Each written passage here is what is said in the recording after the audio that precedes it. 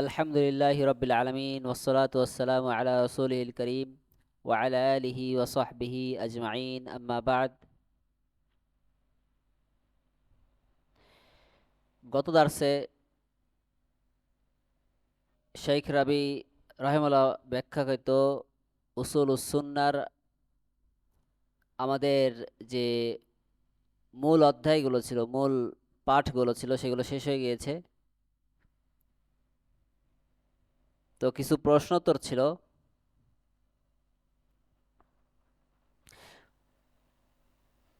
এবং কিছু প্রশ্নোত্তর আমাদের গত দার্সে আমাদের পড়া হয়ে গিয়েছিল, কিন্তু কিছু বাকি আছে, ওইখান থেকে আজকে শুরু করব।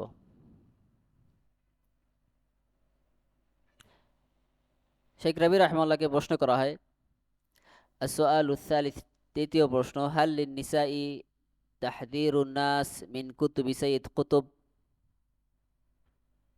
আল জবাব, ওয়াল্লাহি ইযা عندها نساء تحذرهن، عندها طالبات تحذرهن بالاسم من كتب سيد قطب ومنهجه الظلال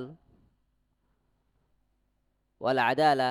والحمد لله، يعني الآن طلع اعتراف من محمد قطب أن الكتب التي ألفها سيد قطب قبل الظلال قد حذرها منها.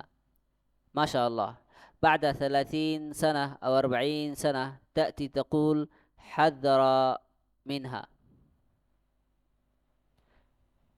بعدما هلك فيها الشباب، تقول حذر منها. ما هذا الغش؟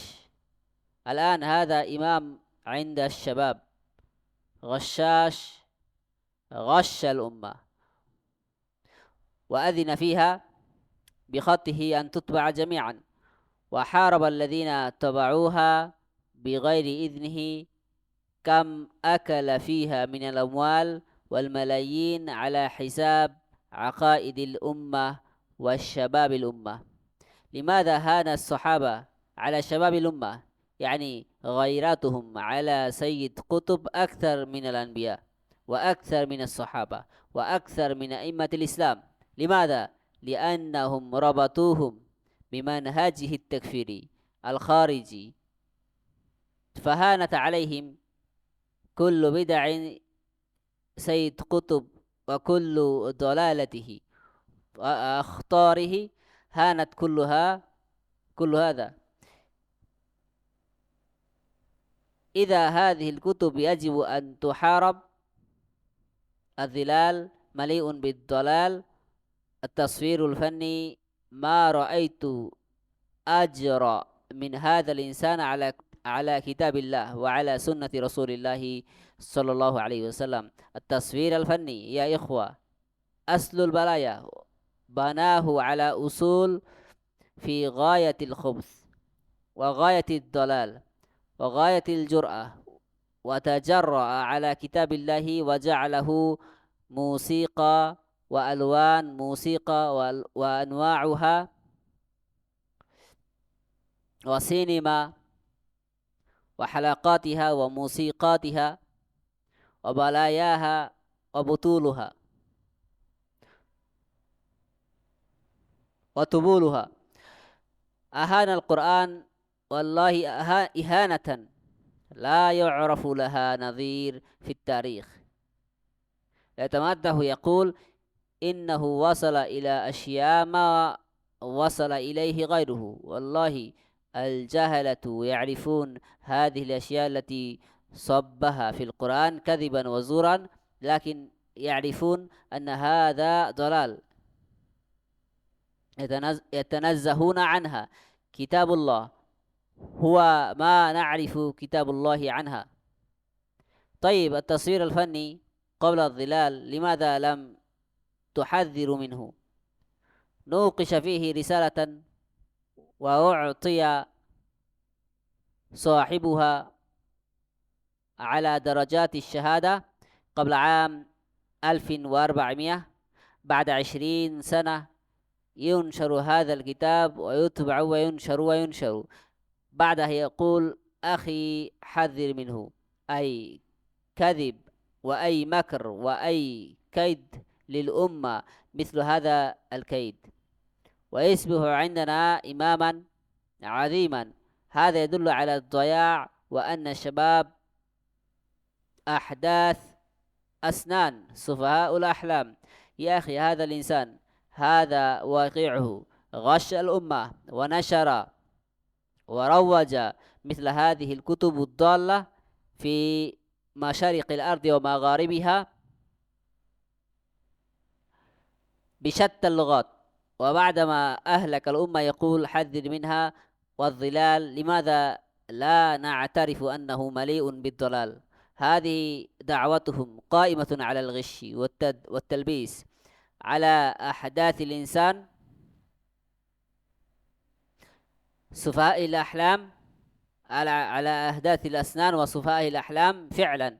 فيجب أن نرشد، أن نرتقي إلى مرتبة الرشد، لأنه يربي فيها الصوفية والدجالون، يربون شباب الأمة على الخنوع والتبعية العمياء والضلال، فهم في أحط من دركات العبيد الأذلاء لهؤلاء، فيقودونهم كالحيوانات ما عندهم عقول.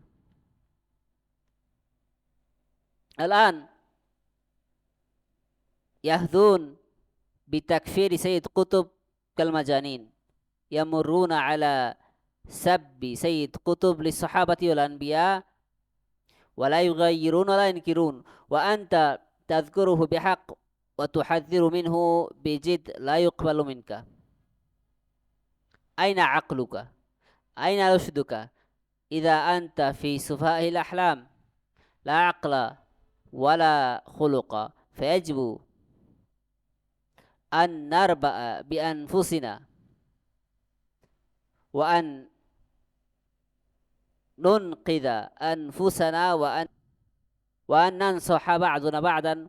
وأنا والله ما عرفت أخطر من كتب سيد قطب وأتباعه في هذه الجزيرة. ظهرت فتنة مسيلمة، وجاءت سحابة صيف وراحت، لكن هذه الفتنة الخبيثة ضربت بجذورها إلى أعماق الأرض، فتنة عظيمة جدا رسخت واختير لها هذه البلاء، بلاء التوحيد. هذه البلاء شبابنا القطبيون يصدرون هذه الفتنة إلى العالم، ضربة للإسلام لا نظير لها. أقول هذا بدون مبالغة، هذه حقيقة. فالله أصلح هذه البلاد على أيدي المصلحين. دعوة الإمام المجدد محمد بن عبد الوهاب رحمه الله مسح كل مظاهر الشر والفتن والشرك والسحر والدجل. الآن شغلوا الشباب بالسياسة والسحر والكهانة، تنتشر الآن لأن الشباب مشغول بالسياسة، السياسة الكاذبة الفاجرة قائمة على الفجور. كل الناس كفار والمجتمعات كفار، لأن هؤلاء الذين يقرؤون كتب سيد قطب يكفرون المجتمعات، لكن عندهم تقية ونفاق وكذب. وإلا الذي يتشبع بكتب سيد قطب ويحامي عنها كيفما يعتقد ما فيها. أنا الآن أحارب الرفض. أقول لو أن إنسانا يقول أنا لست رافضيا، لكنه ينتشر كتب الرفض ويتبعوها بشتى اللغات ينتشرها في العالم، ماذا تعتبرونه، رافضيا أم ماذا؟ يتبع كتب الرفض ويروج لها ويمجد أهلها، فماذا تقولون فيه؟ رافضي هذا الذي يروج كتب سيد قطب، يخرجها ويؤمن বিমা ফিহা মিন আকাইদিন ফাসিদা ওয়া আফকার মুনহারিফা ওয়ালা সিয়ামা ইযা কানা ইউরাবিজু লাহা ওয়া ইউদাফিউ আনহা। বারাকাল্লাহু ফিকুম। তৃতীয় প্রশ্ন যেটা শাইখ রবি রাহিমাহুল্লাহকে করা হয়েছে, যে নারীদের জন্য কি সৈয়দ কুতুবের বইগুলো থেকে সতর্ক করা জায়েজ? শাইখ রবি রাহিমাহুল্লাহ বলেন, আল্লাহর কসম, যদি তার কাছে কোনো নারী আসে তবে সে তাকে সতর্ক করবে। যদি কোনো ছাত্রী তার কাছে আসে তবে তাকে সাইয়েদ কুতুব থেকে সতর্ক করবে, নাম ধরে ধরে সাইয়েদ কুতুবের বইগুলো থেকে, সাইয়েদ কুতুব থেকে, যেমন ফি দিলালিল কোরআন, আদালাতু আল ইজতিমাইয়া, এই যে সকল বইগুলো সাইয়েদ কুতুব লিখেছে এগুলো থেকে সতর্ক করবে, তার মানহাজ থেকে, সাইয়েদ কুতুবের মানহাজ থেকে সে সতর্ক করবে।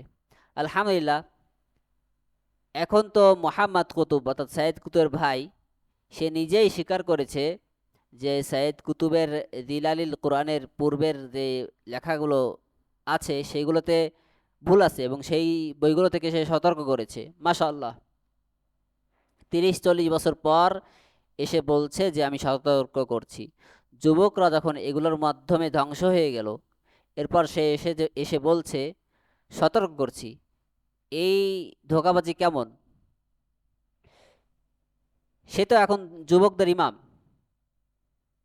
এক প্রতারক যে উম্মাদকে ধোঁকা দিয়েছে। সে তো নিজ হাতে এগুলোর সবগুলো ছাপানোর অনুমতি দিয়েছিল এবং যারা তার অনুমতি ছাড়া এগুলো ছাপিয়েছিল তাদের বিরুদ্ধে যুদ্ধ করেছিল। উম্মতের আকীদা এবং যুবকদের উপরে ভিত্তি করে সে কত মিলিয়ন মিলিয়ন অর্থের সম্পদ আয় করেছে। কেন উম্মতের যুবকদের কাছে সাহাবায়ে কেরাম মর্যাদাহীন হয়ে পড়েছে? তাদের কোনো মর্যাদা নেই যুবকদের কাছে। সাইয়েদ কুতুবের প্রতি তাদের যে গয়রাত আছে, আত্মমর্যাদা আছে, নবী রাসূল, সাহাবা এবং ইসলামের ইমামদের উপরে তাদের সেই মর্যাদা নেই, আত্মমর্যাদা নেই, গয়রাত নেই। কেন? কারণ তারা যুবকদেরকে, এই সাইয়েদ কুতুব এবং তাদের অনুসারীরা যুবকদেরকে খারেজি এবং তাকফিরি মানহাজ শিখিয়েছে, তাদের সাথে যুক্ত করেছে। তাই তাদের কাছে সাইয়েদ কুতুব সবচেয়ে বড় অনুসরণীয়। তার যে সব বিদাত আছে, ভ্রষ্টতা আছে এবং তার বইয়ে যে সকল বিপদসমূহ আছে, যে সকল বাতিল আছে, সেগুলোকে তারা যুবকেরা তুচ্ছ মনে করে। এগুলো সবই তাদের কাছে তুচ্ছ, এগুলো কিছুই না, কোনো ভুল না, বরং সুন্নাহ। সুতরাং এই বইগুলোর বিরুদ্ধে আমাদের কাজ করতে হবে, আমাদের যুদ্ধে লেগে যেতে হবে। দিলালুল কোরআন, তার তাফসির, এটা ভ্রষ্টতায় ভরা। তাসবিরুল ফান্নি, এর কথা আর কি বলবো? আমি আল্লাহর কিতাব ও রসুল সাল্লাহ আসলামের সুন্নার ব্যাপারে এই ব্যক্তির চেয়ে ধৃষ্টতা প্রদর্শনকারী কাউকে দেখিনি। এ ভাইয়েরা, আর তাসবিরুল ফান্নি হলো সব ধরনের ফাসাদের মূল। সে এগুলিকে অত্যন্ত জঘন্য, ভ্রষ্ট ও ধৃষ্টতাপূর্ণ নীতির উপর নির্ভর করে সেইগুলো লিখেছে। সে আল্লাহর কিতাবের উপরে ধৃষ্টতা দেখিয়েছে এবং একে সঙ্গীত, রং বেরঙের সুর, বিভিন্ন সিনেমা দৃশ্য এবং বাদ্যযন্ত্রের সাথে সে এইগুলোকে তুলনা করেছে। আল্লাহর কিতাবকে সে যে অপমান করেছে, আল্লাহর শপথ, ইতিহাসে এর কোনো নজির নেই। সে গর্ব করে বলতো যে সে এমন সব জিনিসের কাছে পৌঁছেছে, এমন সব কাজ করতে পেরেছে যা অন্য কেউ করতে পারেনি। আল্লাহর কসম, মূর্খরাও জানে যে সে মিথ্যার আশ্রয় নিয়েছে। কোরআনের মধ্যে সে যা ঢুকিয়েছে কোরআনের তাফসিরের নামে, তা ভ্রষ্টতা ছাড়া, দলালা ছাড়া আর কিছু নয়। কিন্তু তারা এগুলোকে ভ্রষ্টতা হিসেবে জানে, যা থেকে আল্লাহর কিতাব পবিত্র, এই সকল বিষয়ের পরে তারপরেও তারা আকৃষ্ট হয়। আচ্ছা, জিলালের আগে সে তো তাসবিরুল ফান্নি লিখেছে, তখন তা থেকে কেন সতর্ক করা হয়নি? 1400 হিজরির আগে কেউ এ নিয়ে গবেষণাপত্র লিখেছে এবং তাকে সর্বোচ্চ ডিগ্রি দেওয়া হয়েছে। 20 বছর পরে সে বলছে, ছাপানোর পরে যখন বইগুলো ছড়িয়ে গিয়েছে, যে তখন তারা তারা বলছে যে আমার ভাই যা লিখেছে তা ভুল, আমার ভাই থেকে সতর্ক করছি। এত বড় মিথ্যা, এত বড় প্রতারণা এবং উম্মাতের বিরুদ্ধে এমন ষড়যন্ত্র আর কিছু হতে পারে কি? অথচ সে তাদের কাছে এক মহান ইমাম। এটি প্রমাণ করে যে আমরা ধ্বংসের পথে এবং যুবকরা প্রকৃতপক্ষে বয়সে নবীন এবং নির্বোধদের অনুসরণ করছে, অর্থাৎ ধ্বংসের পথে যে সকল লোকরা আছে তাদের অনুসরণ করছে। হে ভাই, এই লোক বাস্তব, এই লোকের যে বাস্তব অবস্থা, এই অবস্থা সে লুকিয়ে রেখেছে এবং এভাবে সে উম্মাদকে ধোঁকা দিয়েছে। সে পূর্ব এবং পশ্চিমে, পৃথিবীর পূর্ব এবং পশ্চিমে বিভিন্ন ভাষায় তার এই বইগুলো অনুবাদ করে প্রচার করেছে। উম্মতকে ধ্বংস করার পর বলছে সতর্ক করছি। এই জিলালুল কোরআনের আগে লেখা বইগুলো থেকে সতর্ক করছি। আর দিলালের ক্ষেত্রে কোনো কথা স্বীকার করছে না যে এতেও যে ভ্রষ্টতায় পরিপূর্ণ আছে এই বইটা দিলালুল কোরআন, তা তারা স্বীকার করে না।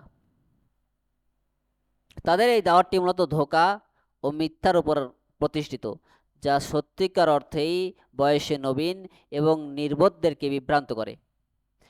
তাই আমাদেরকে দুরূহদের অনুসরণ করতে হবে, সঠিক পথের অনুসরণ করতে হবে এবং এ থেকে আমাদেরকে দূরে থাকতে হবে। কারণ তারা সুফি ও দাজ্জালদের পথ লালন পালন করে। তারা উম্মতের যুবকদেরকে তাদের দাসত্ব, অন্ধ অনুসরণ এবং ভ্রষ্টতার দিকে নিয়ে যায়। তারা তাদের কাছে সাধারণ দাসদের চেয়েও অধম, পশুদের মতো।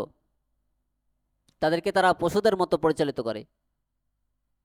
তাদের কোনো বিবেক নেই। এখন তারা পাগলের মতো সাইয়েদ কুতুবকে কাফের বলার ব্যাপারে উল্টোপাল্টা বকছে। অথচ তারা দেখেছে যে সাইয়েদ কুতুব সাহাবা এবং নবীদেরকে গালি দিয়েছে, কিন্তু তারা তাতে কোনো পরিবর্তন বা প্রতিবাদ করেনি। আর যখন তুমি তাকে সত্যের মানদণ্ড দিয়ে বিচার করবে, সতর্ক করবে, তখন তারা তা গ্রহণ করবে না। তাদের বিবেক কোথায়? তাদের প্রজ্ঞা কোথায়? তুমি যদি এমন করো তবে তুমিও সেই নির্বোধদের একজন, যাদের না আছে বিবেক, না আছে চরিত্র। আমাদের নিজেদেরকে এই থেকে বাঁচতে হবে এবং একে অন্যকে নসিহত করতে হবে। আল্লাহর কসম, এই আরব উপদ্বীপে সাইয়েদ কুতুব ও তার অনুসারীদের বইয়ের চেয়ে, তাদের মতবাদের চেয়ে বিপজ্জনক আমি কিছুই দেখিনি। মুসাইলামার ফিতনা ছিল, যেটি মূলত গ্রীষ্মকালের মতো একটা ফিতনা, যা এসেছিল এবং চলে গিয়েছে। গ্রীষ্মকাল শেষ এবং চলে গিয়েছে, কিন্তু এই জঘন্য ফিতনা মাটির গভীর পর্যন্ত শিকার করে বসেছে। এটি এক অত্যন্ত বড় ফিতনা, যা এই তাওহীদের ভূমিতে স্থায়ী হয়ে গিয়েছে। এই দেশের কুতুবী যুবকরাই এই ফিতনা পৃথিবীতে তারা ছড়িয়ে দিচ্ছে। ইসলামের পরে এমন এক আঘাত তারা দিয়েছে, এমন আঘাত এনেছে যার কোনো নজির নেই। আমি কোনো অতিরঞ্জন ছাড়াই বলছি, এটাই সত্য। আল্লাহ এই দেশটিকে সংস্কারক, আমাদের যে সকল সংস্কারক আছে, ইসলামিক সংস্কারক, আমাদের দেশটিকে রক্ষা করেছেন তাদের মাধ্যমে। ইমাম মোহাম্মদ বিন আব্দুল ওয়াহাব রাহিমাহুল্লাহ যেই দাওয়াত নিয়ে এসেছিলেন, এই দাওয়াতের মাধ্যমে সমস্ত সমস্ত মন্দ, ফিতনা, শিরক, জাদু ও ধোঁকাবাজি যে চিহ্ন, বিদাত, এগুলো মুছে গিয়েছিল। আর এখন তারা যুবকদেরকে রাজনীতি, জাদু ও গণকবিদ্যায় ব্যস্ত করে রেখেছে। যুবকরা এখন রাজনীতিতে ব্যস্ত, সেই মিথ্যা ও এই পাপের কাজে এবং সেই পাপের রাজনীতিতে ব্যস্ত তারা, যা ফাসিকের উপর প্রতিষ্ঠিত। তাদের মত অনুযায়ী সব মানুষই কাফের, সব মানুষই ভ্রষ্ট, ইসলামের উপরে নেই। কারণ তারা সাইয়েদ কুতুবের বই পড়েছে। তারা বর্তমান সমাজকে, মুসলিম সমাজকে, তারা সমস্ত মুসলিম সমাজকে কাফের মনে করে। তাদের কাছে তাকিয়ে আছে, মুনাফিকই আছে, মিথ্যা আছে, যে সাইয়েদ কুতুবের বই দ্বারা প্রভাবিত হয়েছে এবং তার পক্ষ অবলম্বন করেছে, সে কিভাবে ভেতরের আকিদা এই আকিদা পোষণ না করতে পারে, অর্থাৎ সাইয়েদ কুতুব যেভাবে সবাইকে কাফের বলেছে সেইটা কিভাবে না করতে পারে। আমি এখন রাফেজিদের বিরুদ্ধে বলছি, লড়াই করছি। আমি বলি, যদি কোনো ব্যক্তি বলে আমি রাফেজি নই, কিন্তু সে রাফেজিদের বই ছাপায়, বিভিন্ন ভাষায় প্রকাশ করে, সারা বিশ্বে ছড়িয়ে দেয়, তবে তোমরা কি তাকে বলবে যে সে রাফেজি না? সে রাফেজিদের বই ছাপায়, প্রচার করে, তাদের গুণ গায়, তাহলে তোমরা তার ব্যাপারে কি বলবে? তোমরা বলবে সে একজন রাফেজি। একইভাবে যে সাইয়েদ কুতুবের বইগুলো প্রচার করে, তার প্রকাশ করে এবং তার মাধ্যমে থাকা কুফরি আকিদা এবং কুফরি ধারণাগুলো ছড়ায়, সে অবশ্যই তার মতবাদে বিশ্বাসী। বারাকাল্লাহু ফিকুম। চতুর্থ প্রশ্ন, হাল ইয়াজুজুল ইতলাক আলা ফুলান শাহিদ? আল জবাব, بالجزم لا يجوز، لأن هذا كما قرأنا لا يقطع لأحد بجنة ولا نار، لأننا إذا قلنا شهيد قطعنا له بالجنة، فنحن لا نشهد لأحد بالجنة إلا لمن شهد الله ورسوله، كالعشرة المبشرين بالجنة وأهل بدر وأهل بيعة الرضوان، ومثل المرأة التي كانت تسرع شهد لها الرسول صلى الله عليه وسلم بالجنة، وعبد الله بن سلام وأمثال هؤلاء، ومن عداهم نرجو لهم الجنة إن كانوا من الصالحين، نخاف عليهم في نفس الوقت ولا نقطع لهم بالجنة ولا نار، وإنما نرجو لهم. لكن الغلاة يقولون فلان شهيد. لمن؟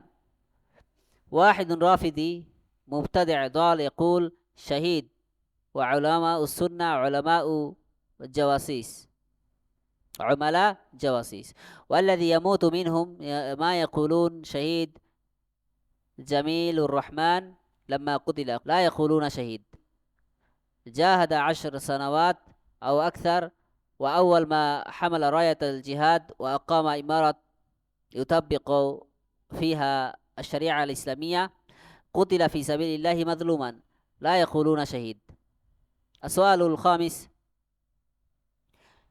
الذي يخوض في الفتنة التي حدثت في عهد الصحابة ما حكمه في الإسلام؟ الجواب، مبتدع ضال خالف أصول أهل السنة والجماعة. السؤال السادس، هل يحكم بكفر من جاهر بمعصية لقول الرسول صلى الله عليه وسلم كل أمتي معافى إلا المجاهرين؟ الجواب، لا يحكم بكفره، المجاهر بالمعصية فاسق، نحاربه، نحذر منه، ندعوه إلى التوبة، إذا ما تاب ننفر الناس منه، لكن لا نحكم بكفره. الذي يشرب الخمر أو يزني أو يسرق هذا عاصٍ، إلا إذا استحل فهو كافر، إذا قال الخمر حلال نقول أنت كافر، انتهى. إذا قال الزنا حلال نقول كفرت، الحكم بغير ما أنزل الله حلال، كفرت، وهكذا. بارك الله فيكم. أما إذا كان يقول أنا مسلم ونراه يصلي وهو عاصٍ، هذا لا نكفره، نقول عاصٍ ونحذر منه. চতুর্থ প্রশ্ন, কোন একজন ব্যক্তিকে কি শহীদ বলে ঘোষণা দেওয়া যাবে? শেখ রবি রহমাল্লাহ উত্তরে বলেন, নিশ্চিতভাবে কাউকে শহীদ বলা জায়েজ নেই। কারণ আমরা যেমনটা পড়েছি পূর্বের দাসগুলোতে, কারো ব্যাপারে জান্নাত বা জাহান্নামের ব্যাপারে, তার জান্নাতে বা জাহান্নামে যাওয়ার ব্যাপারে নিশ্চিত ধারণা দেওয়া যাবে না, নিশ্চিতভাবে বলা যাবে না।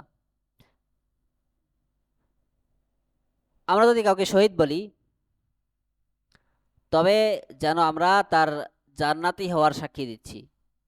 অথচ যাদের ব্যাপারে ও আল্লাহ ও তার রাসূল সাল্লাল্লাহু আলাইহি ওয়াসাল্লাম জান্নাতের সাক্ষী দিয়েছেন, যেমন জান্নাতের সুসংবাদপ্রাপ্ত 10 জন সাহাবী, বদর যুদ্ধে যারা অংশগ্রহণ করেছেন যে সকল সাহাবীরা তারা, এবং বায়াতুর রিদওয়ানে যে সকল সাহাবীরা অংশগ্রহণ করেছেন, তাদের ছাড়া অন্য কারো জন্য আমরা জান্নাতের সাক্ষী দিতে পারি না।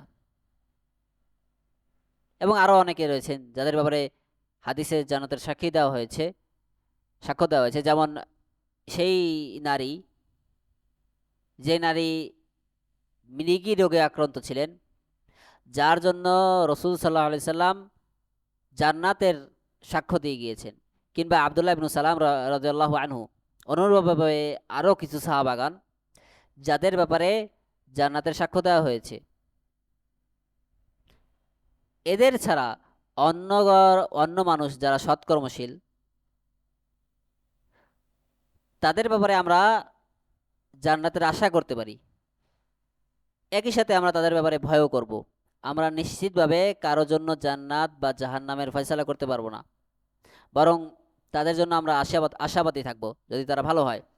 তবে চরমপন্থীরা তারা বলে যে অমুকে শহীদ, কোন একজন রাফেজি মারা গেল, কোনো বিদাতি মারা গেল, তারা বলে যে অমুকে শহীদ। অথচ সুন্নার আলেমগণ মারা গেলে তারা বলে দালাল, গুপ্তচর।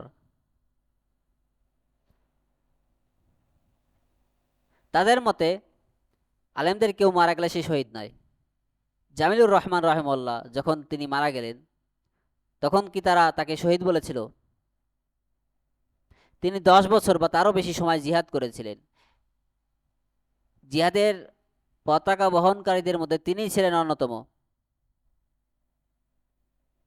তিনি একটি ইমারত গঠন করেছিলেন যেখানে ইসলামের শরিয়াতের প্রয়োগ তিনি করেছিলেন, এবং আল্লাহর পথে তিনি মাজলুম অবস্থা নিহত হয়েছিলেন, তবুও তারা তাকে শহীদ বলেনি। পঞ্চম প্রশ্ন, সাহাবায়ে কেরামের যুগে যে ফিতনা হয়েছিল তা নিয়ে যে ব্যক্তি কাটাছেঁড়া করে এবং সমালোচনা করে, ইসলামের দৃষ্টিতে তার হুকুম কি? শেখ রবি রহমাল্লাহ বলেন, সে একজন বিদাতি এবং পথভ্রষ্ট ব্যক্তি, যে যে আহলে সুন্না ওয়াল জামাতের মূলনীতিগুলোর বিরোধিতা করে। 6 নম্বর প্রশ্ন, রাসূলুল্লাহ সাল্লাল্লাহু আলাইহি ওয়াসাল্লামের বাণী, আমার উম্মতের সবাই ক্ষমার যোগ্য, কিন্তু প্রকাশ্য পাপাচারী ছাড়া। এর প্রেক্ষিতে কি এটা বলা যায় যে ব্যক্তি প্রকাশ্যে গুনাহ করে তাকে কাফের বলা যাবে? শেখ রাবি রহমাল্লাহ বলেন উত্তরে, না, তাকে কাফের বলা যাবে না। যে ব্যক্তি প্রকাশ্যে গুনাহ করে সে ফাসিক। আমরা তার বিরুদ্ধে অবস্থান নেব, তার থেকে মানুষকে সতর্ক করব, তাকে তওবার অনুরোধ করব, তাকে তওবার দিকে আহ্বান করব। সে যদি তওবা না করে, তবে মানুষকে তার থেকে আমরা সতর্ক করব, দূরে রাখব, কিন্তু তাকে কাফের বলা যাবে না। যে মদ পান করে, ব্যভিচার করে, চুরি করে, সে গুনাহগার। তবে যদি সে এই গুনাহটিকে হালাল মনে করে, তবে সে কাফের। যদি সে বলে মদ পান করা হালাল, তবে আমরা বলবো তুমি কাফের, এখানেই শেষ। যদি সে বলে ব্যভিচার করা হালাল, বা আল্লাহ যে সকল বিধান নাজিল করেছেন সেই বিধান ছাড়া অন্য কিছু দ্বারা ফয়সালা করা হালাল, তবে আমরা বলবো তুমি কাফের হয়ে গেলে। এভাবে বিষয়টি বুঝতে হবে।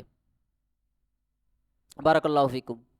আর যদি কেউ বলে আমি মুসলিম, এবং আমরা তাকে সালাত আদায় করতে দেখি, কিন্তু সে যদি বিভিন্ন পাপ কাজ করে, তবে আমরা তাকে কাফের বলতে পারবো না, বরং এই কথা বলবো সে একজন গুনাহগার, এবং তার থেকে আমরা সতর্ক করব।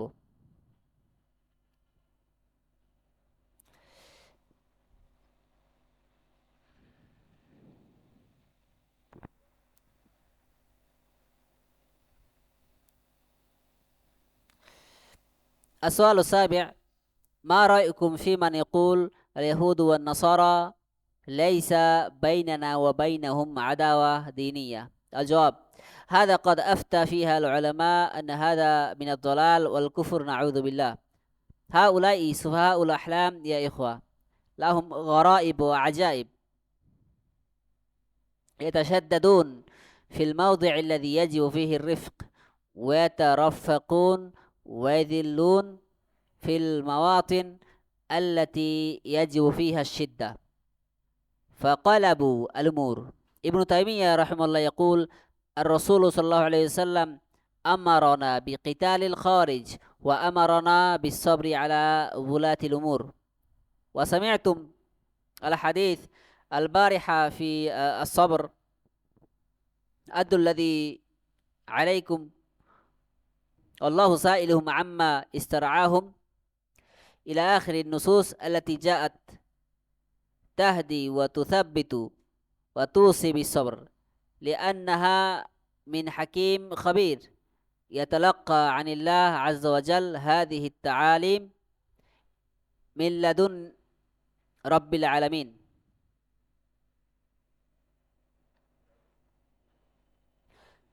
ألا يعلم من خلق وهو اللطيف الخبير؟ وبلغ رسوله صلى الله عليه وسلم هذه من الأمانة التي بلغها الرسول صلى الله عليه وسلم والرسالة التي بلغها، فيجب أن نتلقاها باحترام وتقدير، وأن نحتكم ونتحاكم إليها.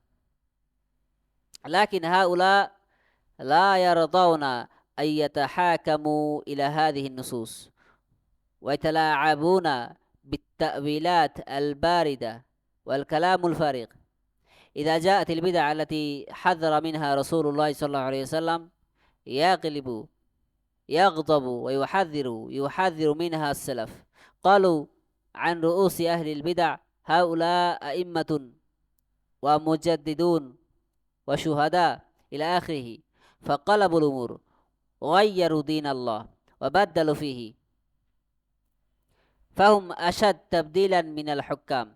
يقولون الحكام بدلوا، أنتم بدلتم العقائد والأصول والمناهج.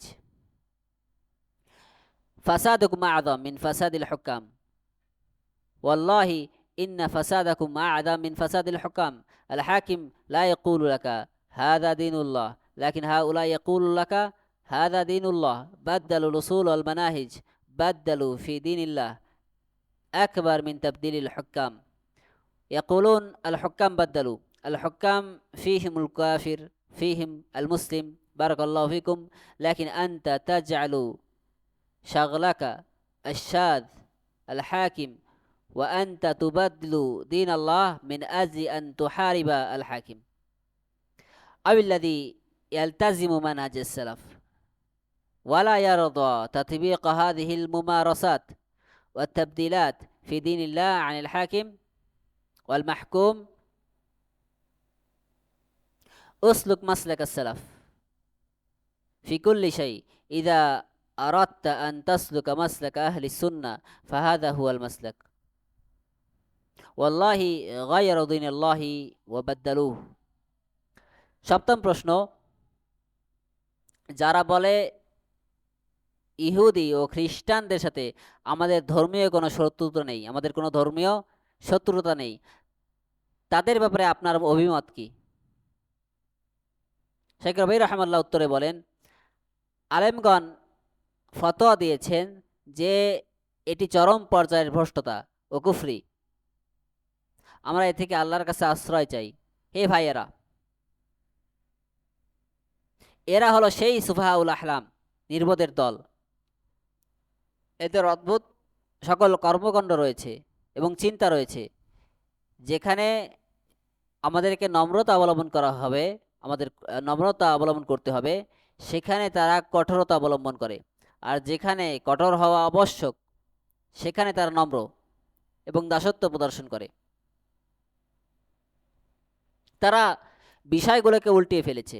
ইমাম ইবনে তাইমিয়া রাহিমাহুল্লাহ বলেছেন, রাসূলুল্লাহ সাল্লাল্লাহু আলাইহি ওয়াসাল্লাম আমাদেরকে খারেজিদের বিরুদ্ধে যুদ্ধ করার নির্দেশ দিয়েছেন, এবং শাসক বর্গের ব্যাপারে তিনি বলেছেন যে তাদের ব্যাপারে ধৈর্য ধরতে হবে।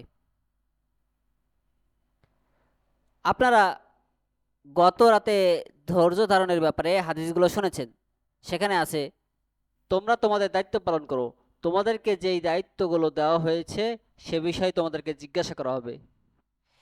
এছাড়াও আরও অসংখ্য দলিল রয়েছে যা ধৈর্য ধরার শিক্ষা দেয়, শাসকদের ব্যাপারে ধৈর্য ধরার শিক্ষা দেয় এবং শাসকদেরকে নসিহত করতে হবে এই শিক্ষা দেয়। কারণ এই নির্দেশগুলো এমন এমন এক সত্তার কাছ থেকে এসেছে যিনি মহান জ্ঞানী এবং সর্বজ্ঞ। তিনি এই শিক্ষাগুলো আল্লাহ রব্বুল আলমিনের কাছ থেকে পেয়েছেন। আল্লাহ রসুল সাল্লাহ আলাইহি সাল্লাম, আল্লাহ তালা বলেছেন, যিনি সৃষ্টি করেছেন তিনি কি জানেন না, অথচ তিনি সূক্ষ্মদর্শী সর্বজ্ঞ। রসুল্লাহ সাল্লাহ আলাইহি সাল্লাম এই আমানত যথাযথভাবে তিনি পৌঁছে দিয়েছেন। সুতরাং আমাদের উচিত এই নির্দেশগুলোকে সম্মান করা এবং শ্রদ্ধার সাথে এগুলোকে গ্রহণ করা এবং সেগুলোকে ফয়সালা হিসেবে মেনে নেওয়া। কিন্তু এরা এই দলিলগুলোর ভিত্তিতে বিচার করতে, তারা বিচার মেনে নিতে তারা রাজি নয়, বরং তারা অযৌক্তিক ব্যাখ্যা করে ও অর্থহীন কথাবার্তা দিয়ে তারা খেলতামাশা করে। যখন রসুল্লাহ সাল্লাল্লাহু আলাইহি সাল্লাম সতর্ক করেছেন যে এমন এমন বিদাত সামনে আসবে যা দেখে তিনি ক্রুদ্ধ হতেন এবং সতর্ক করতেন, আর সালাফে সালেহিনগণ সতর্ক করেছেন যখন তারা বিদাতীদের বড় বড় নেতাদের ইমাম মুজাদ্দিদ তাদেরকে তাদেরকে বিদাতীদের বড় বড় নেতাদেরকে তারা ইমাম বলে, মুজাদ্দিদ বলে, শহীদ বলে আখ্যা দেয়, সব বিষয়গুলো উল্টে ফেলেছে। তারা আল্লাহর দিনকে পরিবর্তন করে ফেলেছে। শাসকরা যে সকল বিষয় পরিবর্তন করেছে, তারা যে অভিযোগ করে, তারা নিজেরা এর থেকে বেশি পরিবর্তন করেছে। তারা আকীদা পরিবর্তন করেছে, তারা মানহাজ পরিবর্তন করে ফেলেছে। তাদের এই ফাসাদ শাসক বর্গের ফাসাদের থেকেও মারাত্মক। আল্লাহর কসম, এই বিকৃতি শাসক বর্গের বিকৃতি থেকেও অনেক বেশি ভয়ানক। শাসক কখনো তোমাকে বলবে না এটাই আল্লাহর দিন, কিন্তু তারা তোমাকে এসে বলবে যে এটাই আল্লাহর দিন। তারা দিনের মৌলিক আকীদা, মানহাজ এগুলোকে তারা বদলে ফেলেছে, যা শাসকদের পরিবর্তন, যে শাসকরা যে সকল পরিবর্তন করে তার থেকেও বেশি মারাত্মক, তার থেকেও বেশি ভয়াবহ। অথচ তারা বলে শাসকরা পরিবর্তন করে ফেলেছে। শাসক বর্গের মধ্যে কাফের আছে, মুসলিমও আছে, বারাকাল্লাহু ফিকুম। কিন্তু তুমি শাসকদের বিরুদ্ধে লড়াই করার জন্য, বা যে ব্যক্তি সালাফদের মানহাজ আঁকড়ে ধরেছে এবং তোমাদের এই বিকৃত কর্মকাণ্ড মেনে নিতে রাজি নয়, তার বিরুদ্ধে তোমরা কাজ করছো এবং দিনকে তোমরা বদলে দিচ্ছ। শাসক বা শাসিত, শাসক বা জনগণ, সব ক্ষেত্রে সালাফি মানহাজের অনুসরণ করতে হবে, সালাফি সালেহিনের অনুসরণ করতে হবে। যদি তুমি আল্লাহর দেওয়া দিনকে তুমি মানো, আহলুস সুন্নাহ ওয়াল জামাতের পথে তুমি চলতে চাও, তবে এটাই সেই পথ। আল্লাহর কসম, এরা আল্লাহর দিনকে বদলে দিয়েছে এবং বিকৃতি করেছে।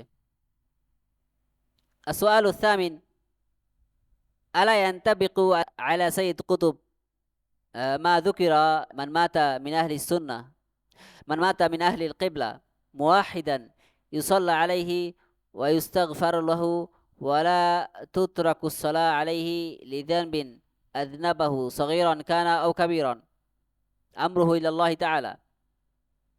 الجواب: والله الذي يصلي عليه ما أمنعه والذي يترحم عليه ما أمنعه، لكن والله أنا ما أصلي عليه بعدما عرفته، والله ما أصلي عليه أبدا ولا ترحم عليه وعامله كالروافض لأن عنده رفضا حلولا وحدة وجود وأشياء وعنده أقوال كذا،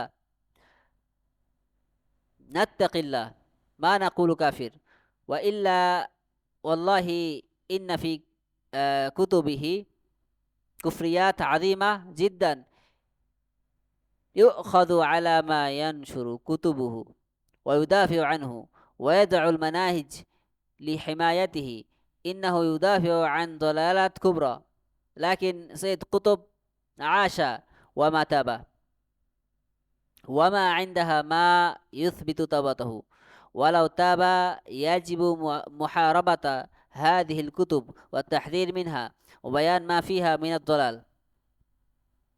الرازي تابع، الغزالي تابع، كثير من أهل البدع تابوا، ابن عقيل تابع، لكن استمرت الحرب على أفكارهم ومناهجهم وكتبهم إلى يومنا هذا. أئمة السنة ما سكتوا عن هذا الضلال الذي خلفه هؤلاء في كتبهم، وبقيت آثارها في الأمة، وكتب سيد قطب لها آثار مدمرة في شباب الأمة، فلا بد من حرب كتبه ولا بد من التحذير منها. অষ্টম প্রশ্ন, আহলে কিবলা অর্থাৎ মুসলিমদের মধ্যে কেউ তাওহীদের উপর মৃত্যুবরণ করলে তার জানাজা পড়তে হবে, তার জন্য ক্ষমা চাইতে হবে এবং কোনো ছোট বা বড় গুনাহের কারণে তার জানাজা ত্যাগ করা যাবে না, বরং তার চূড়ান্ত ফয়সালা আল্লাহর উপর ন্যস্ত। এই নিয়মটি কি সাইয়্যিদ কুতুবের ক্ষেত্রে প্রযোজ্য হবে? শেখ রবি রাহমাতুল্লাহ উত্তরে বলেন, আল্লাহর শপথ, যে তার জানাজা পড়তে চায়, তার জন্য দোয়া করতে চায়, আমি তাকে নিষেধ করি না। যে তার জন্য রহমতের দোয়া করতে চায়, আমি তাকেও নিষেধ করি না। কিন্তু আল্লাহর কসম, আমি নিজে তার জানাজা পড়ব না, তার জন্য দোয়া করব না। তাকে জানার পরে আল্লাহর কসম, আমি কখনোই তার জন্য দোয়া করব না, তার জন্য রহমতের দোয়া চাইব না। আমি তাকে রাফিজিদের মতোই গণ্য করি, কারণ তার মধ্যে রাফিজিদের বিশ্বাস আছে, রফজ আছে, হলুল আছে এবং ওয়াহদাতুল উজুদের আকীদা আছে। আরও মারাত্মক আকীদা তার মধ্যে আছে। আর এমন অনেক উক্তি তার রয়েছে যেগুলো কুফরি। আমরা আল্লাহকে ভয় করি, তাই তাকে কাফের বলি না, নতুবা আল্লাহর কসম, তার বইগুলোতে অত্যন্ত ভয়াবহ কুফরি রয়েছে। যারা তার বইগুলো প্রচার করে, তাকে রক্ষা করে, তাকে বাঁচানোর জন্য বিভিন্ন মানহাজ তৈরি করে, কৌশল তৈরি করে, তাদেরকে অবশ্যই এগুলো বুঝতে হবে। তারা বড় ধরনের ভ্রষ্টতাকে সমর্থন করছে। সাইয়্যিদ কুতুব মারা গিয়েছে, কিন্তু সে তওবা করেনি এবং আমাদের কাছে এমন কোনো প্রমাণ নেই যে সে তওবা করেছে। এমনকি যদি সে তওবা করেও থাকে, তবুও তার এই বইগুলো থেকে সতর্ক করতে হবে, এই বইগুলোর বিরুদ্ধে যুদ্ধ করতে হবে। ইমাম রাজি রহমাল্লাহ তওবা করেছিলেন, গজালি রহমাল্লাহ তওবা করেছিলেন, এমন অনেক বিদাতি আছে যারাও তওবা করেছিল।